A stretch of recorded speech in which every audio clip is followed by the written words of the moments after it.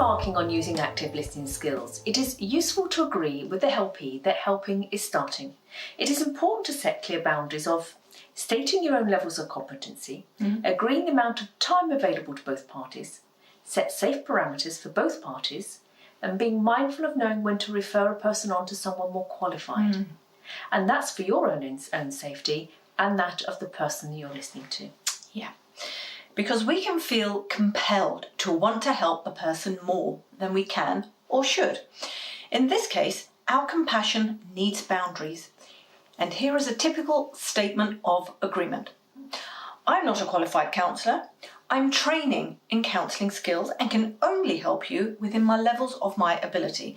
Everything that you say to me will be confidential unless you disclose that you wish to either harm yourself, others, or me. Then I will need to break confidentiality and take it to the appropriate authorities.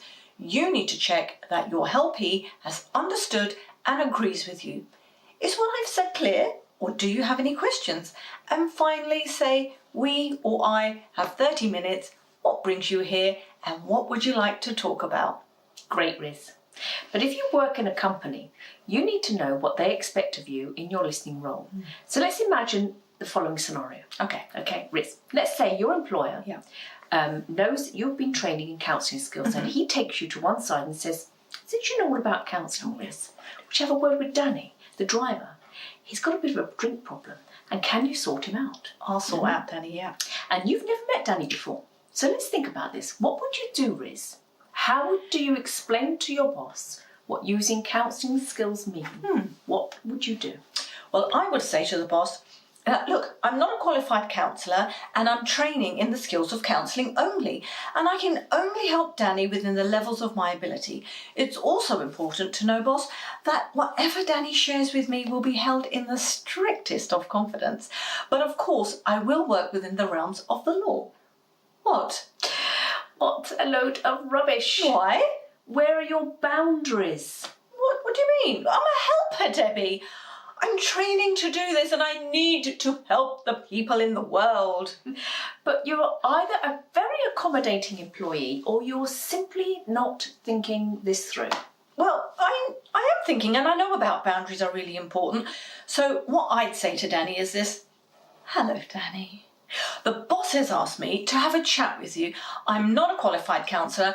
I'm training in counselling skills and I can only help you within the levels of my ability. Everything you say to me will be confidential unless you disclose that you wish to either harm yourself, others or me. Then I will break confidentiality and take it to the appropriate authorities. And then I would ask Danny, are you clear with what I've just said? And do you have any questions? And you know, I would add that we only have 30 minutes or 15 and what would you like to talk about? Well, let's think about that, Riz. Why? Danny didn't come to you for help. No. Your boss sent you. Yes. What does that say? Think. Are you aware of the dilemma that your boss has put you in? What do you mean, Debs? It means that the boss has his own agenda for Danny to change and you're about to get caught up in that. Am I? Well, look, Debbie, I'm a helper. Yes? I'm training to do this and I need to help the people in the world. I get that, Riz. That's very commendable. But you need to think about your personal reasons for wanting to help. Do people, or do you, become helpers because it makes you feel better? That it makes you look good? Amongst your friends and colleagues, yeah? Do you feel pressured by your boss? Do you feel important to be needed? And more importantly, do you feel guilty if you say no? To become an effective and safe listener, you need to consider your own agenda in what pulls you into wanting to help. You're clever, Debs. Smart. Super smart. I didn't think of all those possibilities. Of course, I suppose I would have to ask my boss what his expectations are and what his outcomes are after me having a chat with Danny.